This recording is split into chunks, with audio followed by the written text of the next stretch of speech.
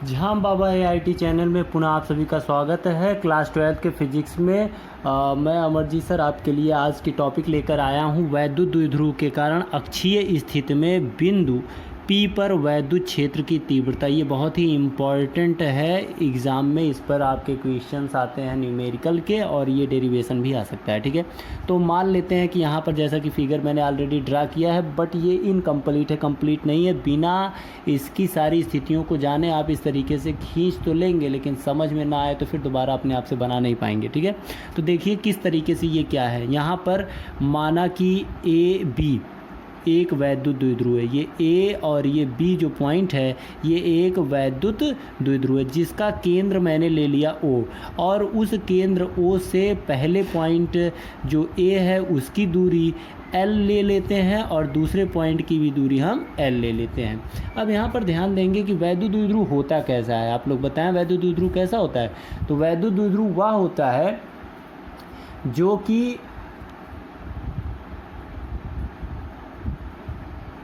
विपरीत आवेश से निर्मित हो। तो यहाँ पर अगर आप देखेंगे तो विपरीत आवेश से निर्मित हो, वो कहाँ कंडीशन आपको मिल पा रही है, तो वो देखिए किस तरीके से है। यहाँ पर मैं चार्ज ले लेता हूँ -Q और यहाँ पर मैं चार्ज ले लेता हूँ +Q। अगर मैं यहाँ -Q और यहाँ +Q चार्ज ले लेता हूँ तब जाके ये वैद्युत द्विध्रुव बन जाएगा आपका सही से। अब यहाँ पर थोड़ा सा और ध्यान दें। देखिए यहाँ केंद्र O से R दूरी पर एक बिंदु मैंने यहाँ पर मान लिया, क्योंकि यह किस कंडीशन में निकाला जा रहा है, अक्षीय स्थिति में निकाला जा रहा है, इसलिए इसके अक्ष पर ही कोई बिंदु मैं P ले लेता हूँ।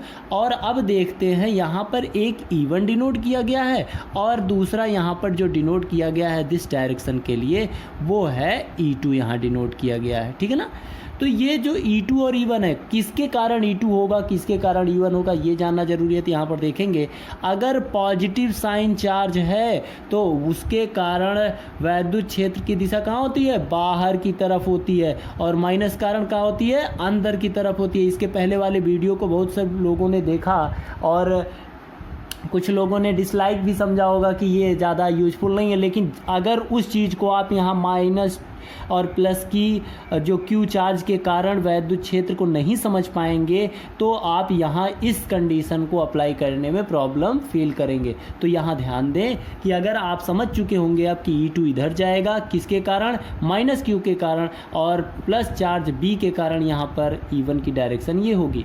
एक और बड़ी बात यहाँ पर आती है, सदैव जो प्लस चार्ज के कारण होगा वह बड़ा होगा -Q की कंपेयर में, ऐसा हम यहाँ पर मान लेते हैं। ठीक है, तो यहाँ पर जो कंडीशन होगी वो क्या होगी उसको हम देख लेते हैं। अगर ये इस तरीके से होगा तो इसका जो परिणामी E होगा, परिणामी P पर जो E पॉइंट होगा वो क्या हो जाएगा हमारा, वो हो जाएगा E = यहाँ से निकल के आएगा E1 - E2। यही इतना इस P पॉइंट पर वर्कआउट E कर पाएगा। ठीक है ना, ऐसा आप ध्यान देंगे इस चीज़ का। अब यहाँ पर मैं लिख देता हूँ ये किस कंडीशन में वैद्युत द्विध्रुव रखा जाता है, तो उसके लिए डिटेलिंग में आप ध्यान से देखें और नोट्स भी बनाएं। यहाँ पर माना एक वैद्युत द्विध्रुव AB, कौन सा, AB, एक वैद्युत द्विध्रुव AB किसी के परावैद्युतांक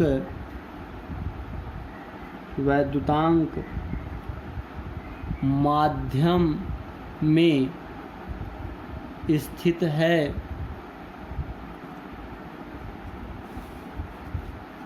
जिसके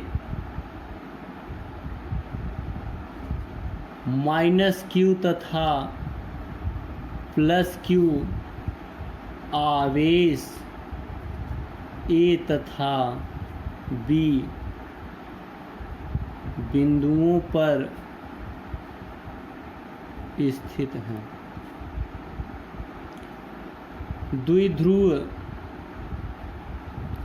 द्विध्रुव के केंद्र O से अक्षीय स्थिति में r दूरी पर वैद्युत क्षेत्र की तीव्रता E बराबर वैद्युत क्षेत्र की तीव्रता अच्छी स्थिति में r दूरी पर वैद्युत क्षेत्र में r दूरी पर P बिंदु, कहाँ पर? P बिंदु द्वारा वैद्युत क्षेत्र की तीव्रता हम यहाँ निकालेंगे। E बराबर क्या होगा? E अगर ये परिणामी है तो E बराबर होगा E1 माइनस E2, ठीक है ना। यहाँ ब्रैकेट में लिख सकते हैं E1 is greater than E2, ठीक है ना, ऐसे लिखते हैं, ठीक है। E1 is greater than E2। अब यहाँ पर एक चीज़ और ध्यान देंगे, सारी चीज़ें अगर आपको समझ में आ रही हैं तो यहाँ पर देखेंगे कि माइनस Q के कारण, अब यहाँ पर माइनस Q के कारण क्या हो जाएगा? माइनस Q के कारण E1 माइनस Q के कारण क्या होगा? E2 होगा। माइनस Q के कारण E2 होगा। E2 इज इक्वल टू, अगर हमें निकालना है E2 अर्थात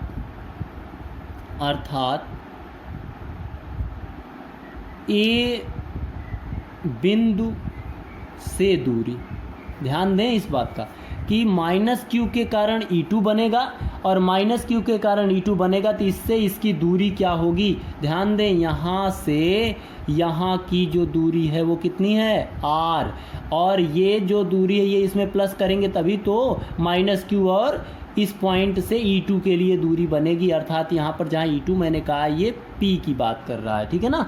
तो यहाँ से हो जाएगा आपकी जो दूरी होगी R प्लस कितना प्लस करेंगे? L, यहाँ से हो जाएगा R प्लस L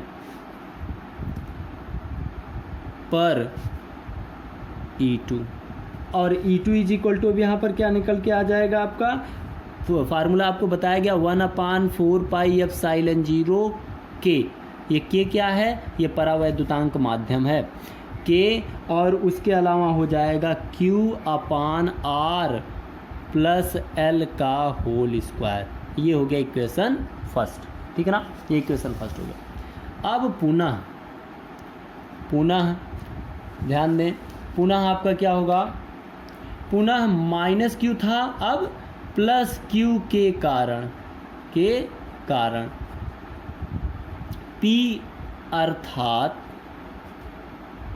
B बिंदु से दूरी आपकी क्या होगी?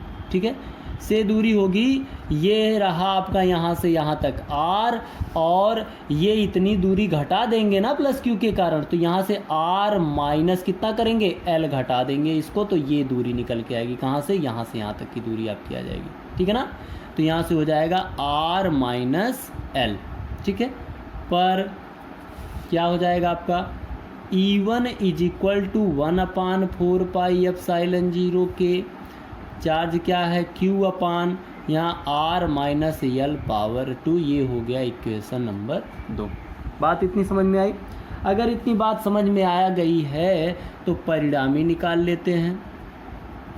परिणामी E बराबर हमने अभी कहा। अच्छा, एक और चीज़ है, यहाँ डायरेक्शन आपकी अगर चाहें तो हम लोग लिख सकते हैं, यहाँ जो माइनस Q के कारण डायरेक्शन होगी वो आपकी आप जान सकते हैं, मैंने बता दिया है, प्लस Q के कारण किधर होगी? B से P की दिशा में होगी, और माइनस Q के कारण क्या होगी? P से A की दिशा में होगी। ऐसा आप ध्यान दीजिएगा, ठीक है। तो यहाँ पर E इज इक्वल टू क्या हो जाएगा भाई?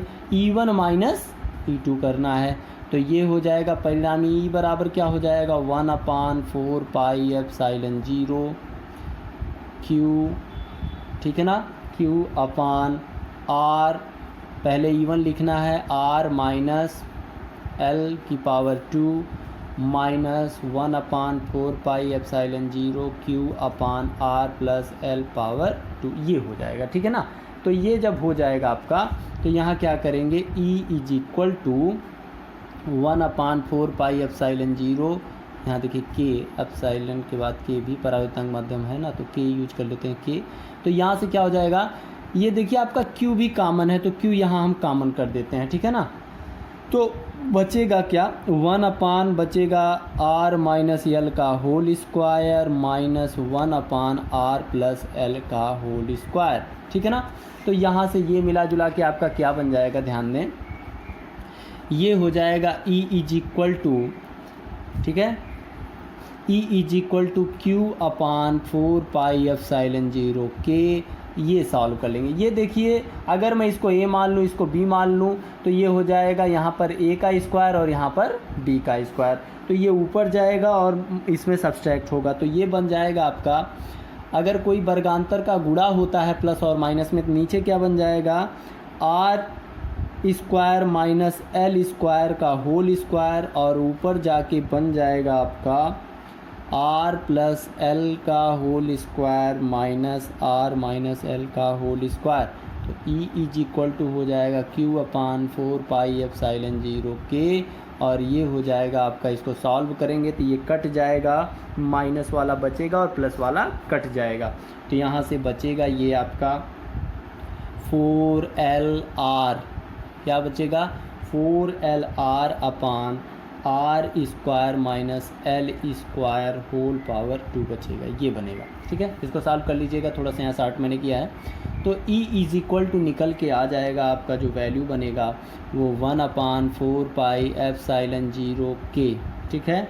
यहाँ पर के ले लेते हैं, तो यहाँ से ये क्या बन जाएगा, देखिए क्यू कोई इंट्री यहाँ अंदर करवा रहे हैं, यहाँ हो जाएगा 2Q और 2Q 2L, और यहाँ हो जाएगा R अपान, ये देखिए यहाँ पर थोड़ा सा अंतर करना है, यहाँ मैं देखो नोट में यूज कर रहा हूँ, क्योंकि यहाँ R is more greater than L square tends to 0, तो मैं इसको 0 के बराबर ले सकता हूँ, या इसको निगलेक्ट कर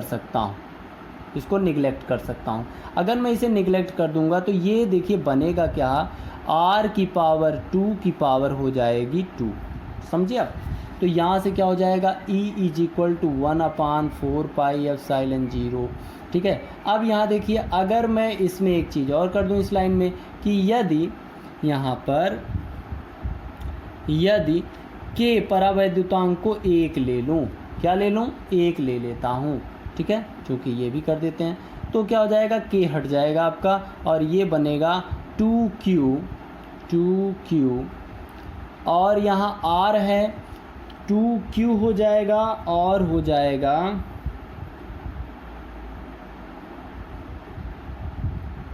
2Q, और यहाँ पर L बाहर कर देते हैं हम R आपकी आसानी के लिए, और ये हो जाएगा R पावर 4, 2 2 जा 4, ठीक है।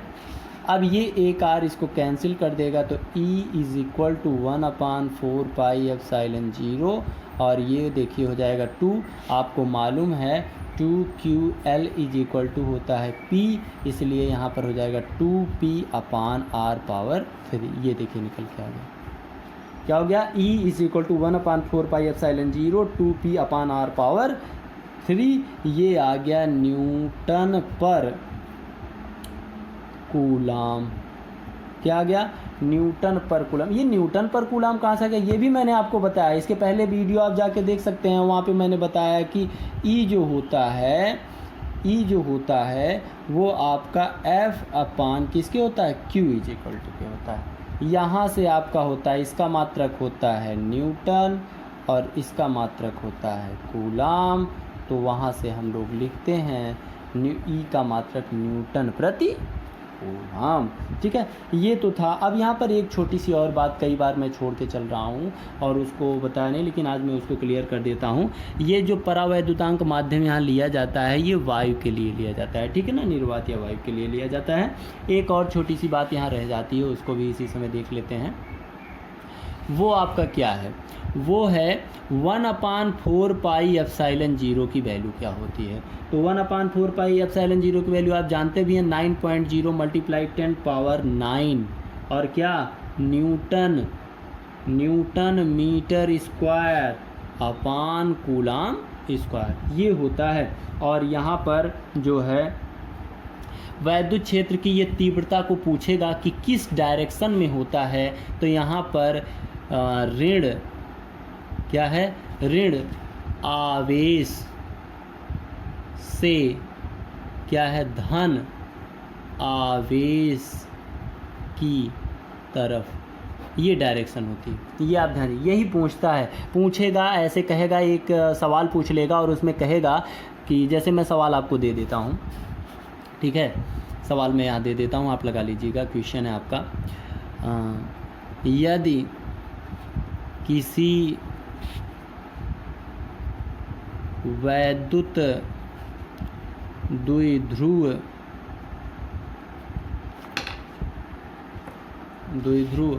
का चल नहीं रहा है, का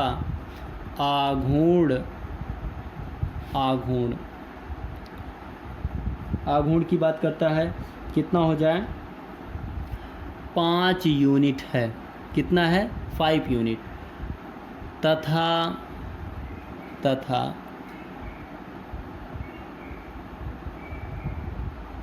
द्विध्रुव के केंद्र से P बिंदु पर, द्विध्रुव के केंद्र से P बिंदु जिसकी दूरी 10 मीटर होती है, तो या हो तो कर देते हैं यहाँ पे, हो तो वैद्युत क्षेत्र की तीव्रता ज्ञात कीजिए। ये रहा आपका क्वेश्चन, ठीक है। इस तरीके से अगर है तो आप इसको जो है लगा के और उसको बताएंगे, तथा दिशा भी बताएं, तो ये बताना है आपको, ठीक है। इस तरीके से आपसे पूछ लेता है, तो इस सवाल को आप लगा के बताइएगा। Thank you very much for show this video.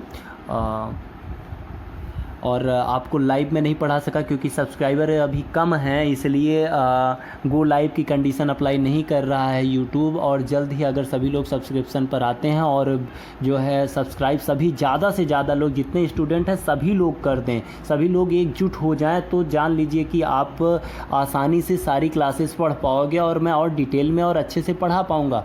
नहीं तो यहाँ पर मैं आपसे नहीं पूछ पाता हूँ कि क्या किस तरीके से करूँ जिससे आपको और ज़्यादा से ज़्यादा समझ में आए। अपने तरफ से जो भी बन पा रहा है उतना कर रहे हैं, लेकिन आपको क्या नहीं समझ में आता, ये चीज़ें अगर आप मुझसे शेयर करेंगे, उसके लिए मैंने आपको कांटेक्ट नंबर दिया है और इस कांटेक्ट नंबर पर आप कॉल कर सकते हैं कोई भी प्रॉब्लम हो। लेकिन सभी लोग जितने भी हैं सभी से कहें कि सभी लोग वीडियो को देखें, सब्सक्राइब करें, लाइक करें और ज़्यादा से ज़्यादा शेयर करें। और कोई भी प्रॉब्लम हो तो इस नंबर पर कॉल करें और सभी लोग एक बार फुल सपोर्ट के साथ एक टाइम डिसाइड करने का प्रयास करें और सब्सक्रिप्शन को बढ़ाएं, जिससे मैं लाइव आपको पढ़ा सकूं।